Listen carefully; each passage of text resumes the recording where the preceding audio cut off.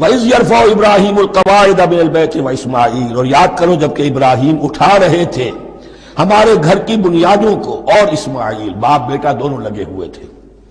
یہاں لفظ جو قواعد آیا ہے اس کو نوٹ کیجئے، قواعد قاعدے کی جمع ہے اور یہ بنیادوں کو کہا جاتا ہے، اور اس میں اشارہ ہے حضرت ابراہیم اصل معمار اور بانی نہیں ہے کعبے کے، کعبہ بنایا ہے حضرت آدم نے۔ ان اول بیت وضع للناس للذی بمکہ، پہلا گھر۔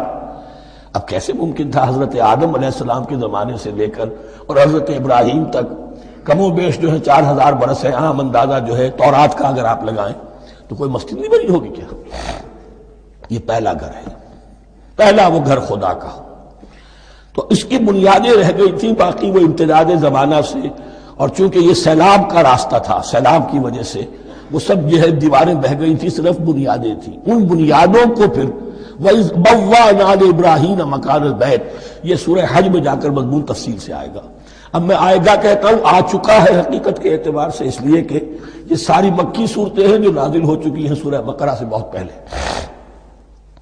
تو جب وہ ان بنیادوں کو اٹھا رہے تھے تو دعائیں مانگ رہے تھے، ربنا تقبل منا انک انت السمیع العلیم، اے رب ہماری اس کوشش کو، ہماری اس مشقت کو، محنت کو قبول فرما۔ باہر گھر بنا رہے ہیں، پتھر اٹھا اٹھا کر لا رہے ہیں، حضرت اسماعیل کی عمر اس وقت لگ بھگ 13 برس ہے، ہاتھ بٹا رہے ہیں۔ ربنا تقبل منا انک انت السمیع العلیم، اے رب ہماری اس کوشش کو شرف قبول عطا فرما، یقیناً تو سب کچھ سننے والا اور جاننے والا ہے۔